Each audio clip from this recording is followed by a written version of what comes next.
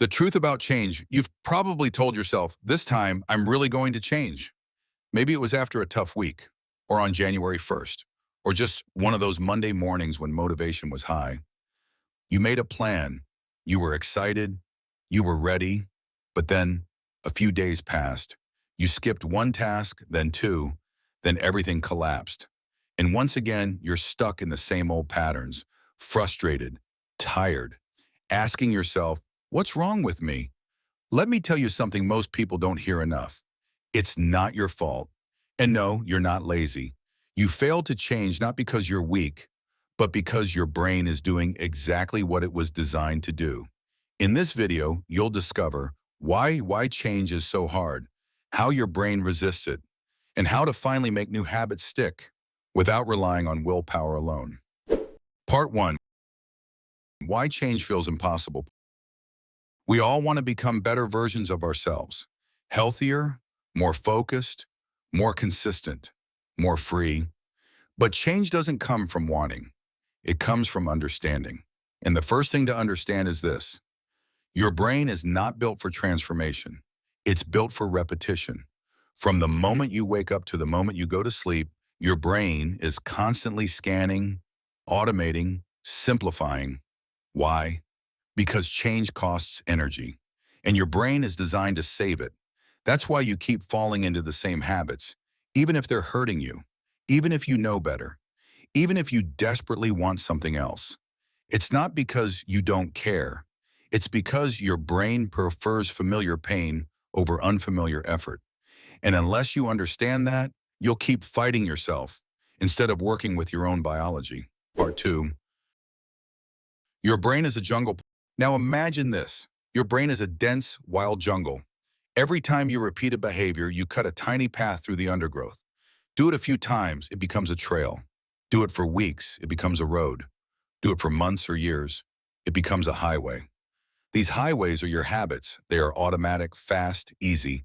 And here's the catch. Your brain loves the highway.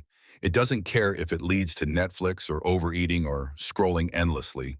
If it's easy, your brain will follow it. Now let's say you want to build a new habit, exercise, reading, meditation. You're asking your brain to leave the highway, walk into the jungle, and build an entirely new road from scratch. That's hard. And unless you make that new road easy to access, your brain will keep returning to what it knows. Part 3. The two voices in your head. There are two main systems in your mind. Let's call them the planner and the child. The planner sets goals, writes to-do lists, makes schedules, dreams big. The child wants comfort. It wants cookies. It wants dopamine. It wants now, not later.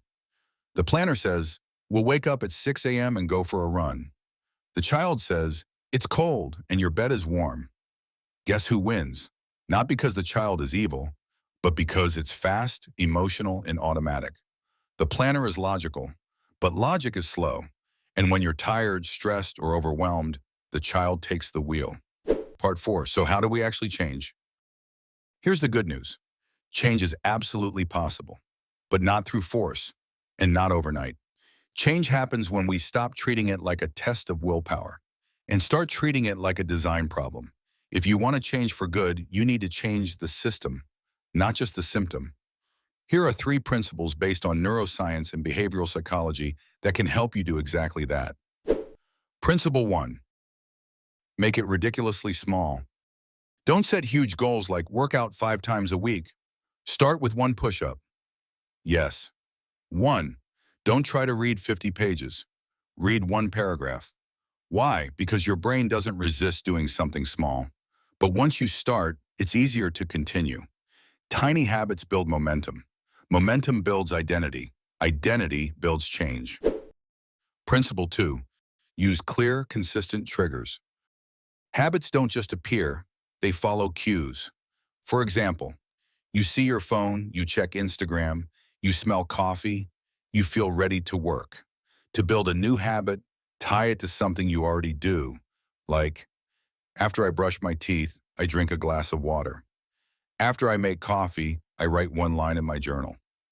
This is called habit stacking, and it's incredibly effective. Principle 3. make it feel good. Your brain repeats what feels rewarding. If your new habit feels like punishment, it won't last. So attach pleasure to the process. Listen to your favorite music while cleaning. Use a nice notebook when journaling. Reward yourself with a visual tracker. The habit must feel good, not just the result. Part 5. The real timeline of habit formation. Habits take time. Studies show it can take anywhere from 15 to 250 days for a new habit to stick, depending on the behavior and the person. The average is 66 days, so if it feels hard in the beginning, that's normal. You're not failing. You're just cutting a new path through your mental jungle. Part 6, you will fall. Here's why that's okay. There will be days when you miss, days when you forget, days when you just don't care. That doesn't mean you failed. It means you're human. The goal is not perfection. The goal is progress. If you mess up, start again. Not from zero, but from where you left off.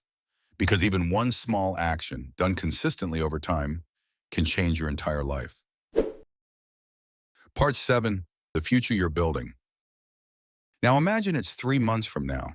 You wake up, you stretch, you drink a glass of water, you write one line in your journal, you feel clear, energized, grounded.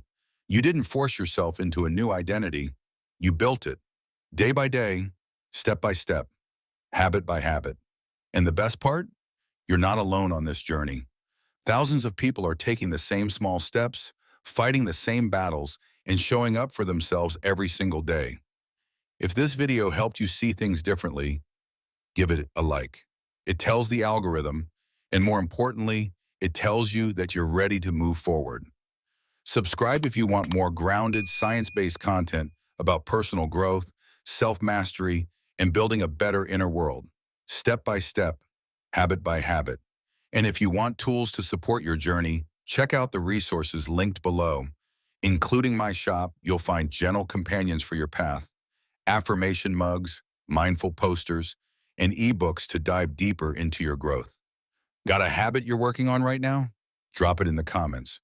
Let's build something real, together. Because at the end of the day, you don't need more pressure. You need more clarity. And that's what this channel is all about. So stay curious, stay consistent, and most of all, stay kind to yourself. The future version of you is already on the way. You just need to keep walking. You got this. Now go take that first step.